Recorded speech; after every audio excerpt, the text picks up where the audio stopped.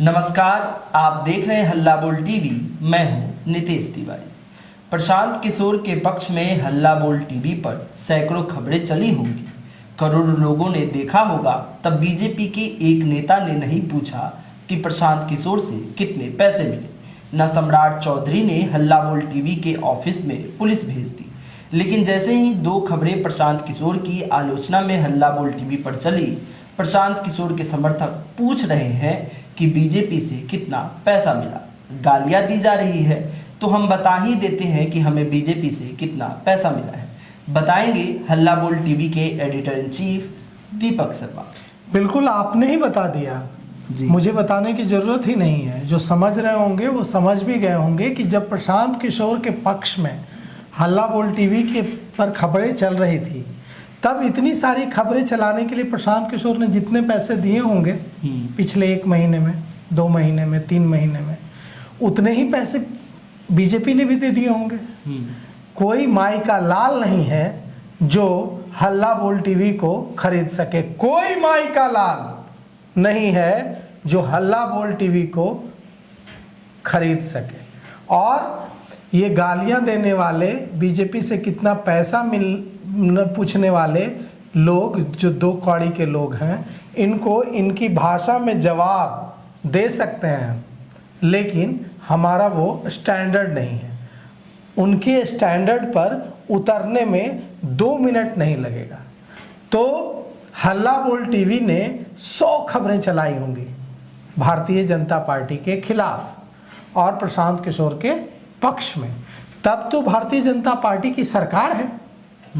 Bharatiya Janata party के मुख्यमंत्री सम्राट चौधरी की कितनी आलोचना की मैंने, क्या क्या नहीं कहा कि सम्राट चौधरी दमन कर रहे हैं, सम्राट चौधरी उत्पीड़न कर रहे हैं। अगर सम्राट चौधरी चाहते तो हल्ला बोल टीवी के ऑफिस पुलिस भेज देते।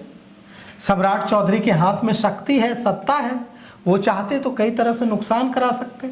लेकिन कभी भी किसी भी तरह की धमकाने की कोशिश सरकार की तरफ से नहीं की गई। धमकी देने की कोशिश तो बिल्कुल नहीं की गई। ये अनुरोध कई बार भले ही किया गया कि इतनी ज़्यादा आलोचना ठीक नहीं है, वो भी बहुत अच्छी भाषा में। लेकिन जिस तरह से 2 खबरों के बाद प्रशांत किशोर के समर्थक जिस तरह की बातें लिख रहे हैं, उससे यह पता चलता है कि अगर प्रशांत किशोर बिहार की सत्ता में आ गए तो ये किसी को एक शब्द अपने खिलाफ नहीं बोलने देंगे। अभी जब इनके विधायकों की संख्या 0/सन्नाटा है, इनका एक मुखिया तक नहीं है पूरे बिहार में, विधायक तो छोड़ दीजिए और एमएलसी तो छोड़ दीजिए, इनका एक मुखिया तक, जब सरपंच तक नहीं है, तब ये हालत है कि 100 खबरें पक्ष में चलाने वाला कोई मीडिया हाउस अगर इनके खिलाफ 2 खबरें इनकी आलोचना में चलाता है तो उसे इस तरह से ट्रोल करने की कोशिश की जाती है, गाली गलौज करने शुरू कर दिया जाता है, जिसके लिए कल तक फूल बरसाए जा रहे थे।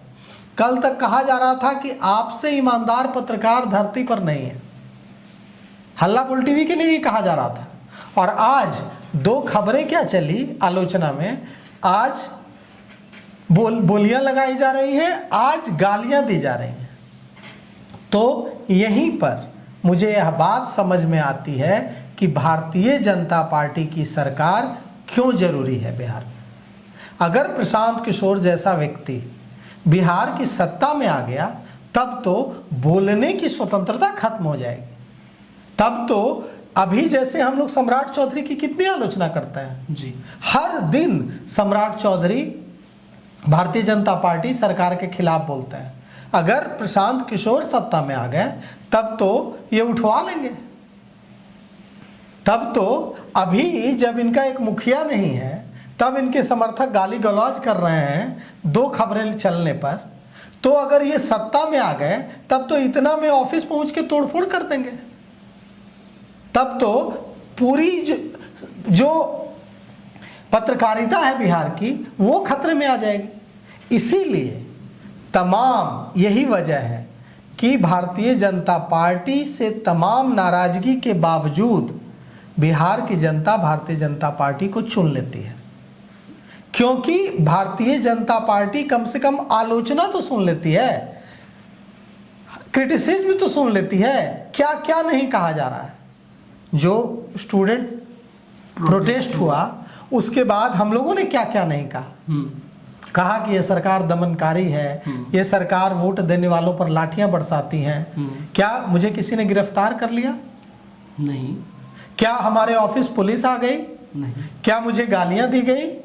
क्या हल्ला बोल टीवी को किसी तरह से परेशान किया गया? अनुरोध कई बार किया गया कि इस तरह की खबरें अगर चलाएंगे तो हम लोगों से कोई दुश्मनी तो नहीं है।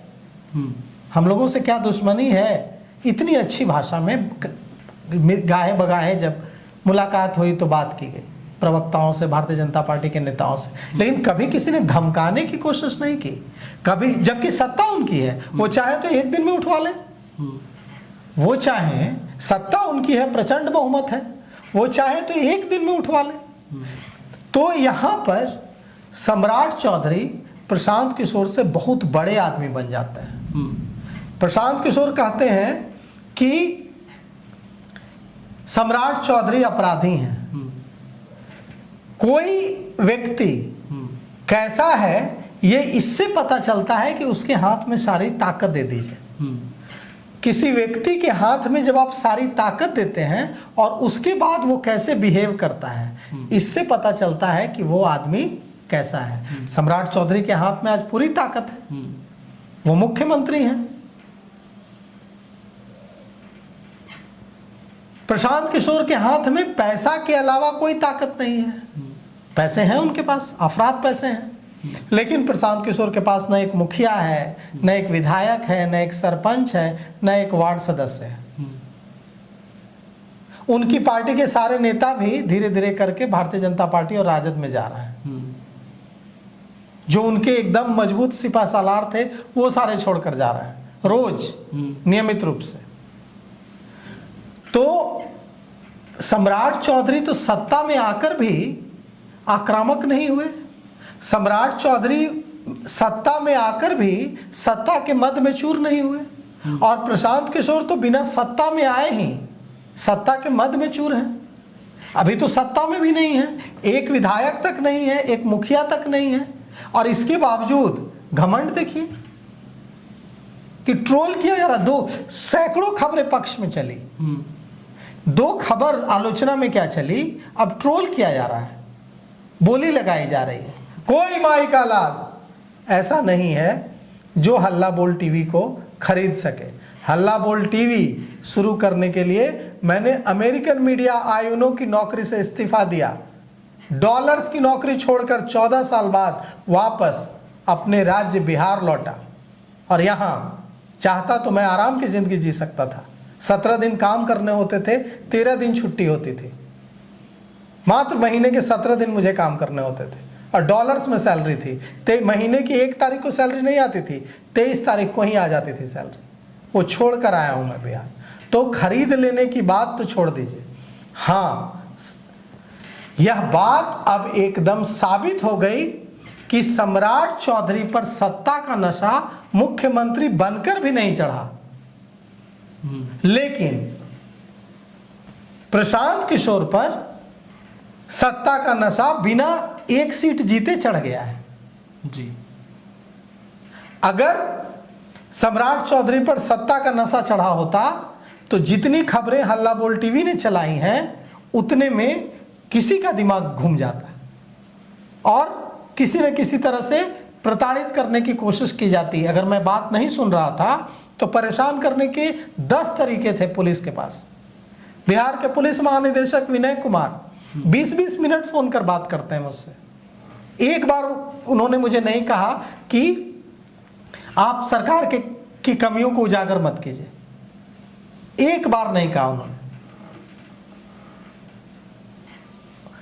सवाल ये उठता है कि इससे क्या पता चलता है? इससे ये पता चलता है कि प्रशांत किशोर अगर बिहार की राजनीति में मजबूत होते हैं तो तानाशाही मजबूत होगी। तानाशाह हैं प्रशांत किशोर। और अगर बांकीपुर से प्रशांत किशोर जीतते हैं तो बांकीपुर की जनता को विधायक नहीं मिलेगा, बांकीपुर की जनता को तानाशाह मिलेगा। अगर बांकीपुर का कोई मतदाता उसके बाद प्रशांत किशोर की आलोचना करेगा तो उसके साथ वही सलूक किया जाएगा जो अभी हल्ला बोल टीवी के साथ किया जा रहा है। तो निश्चित रूप से बांकीपुर की जनता को यहाँ पर सोचना चाहिए, विचार करना चाहिए कि सत्ता में रहकर भी सम्राट चौधरी का, भारतीय जनता पार्टी का, जनता दल यूनाइटेड का, लोक जनशक्ति पार्टी का, हिंदुस्तानी अवाम मोर्चा का दिमाग खराब नहीं हुआ, सत्ता के मद में चूर नहीं हुए, सत्ता दिमाग पर नहीं चढ़ गई है, लेकिन 0 सीटें पाकर भी जनसुराज का घमंड आसमान में है। और यह बताता है कि ऐसे लोगों को कभी भी बिहार की सत्ता में आना तो दूर, बिहार की विधानसभा में भी एंट्री मिलना बिहार के लिए कहीं से अच्छा नहीं होगा। इन सभी विषयों पे आपका क्या कुछ कहना है, आप हमें कमेंट करके बताइए और तमाम अपडेट के लिए देखते रहिए हल्ला बोल टीवी। शुक्रिया।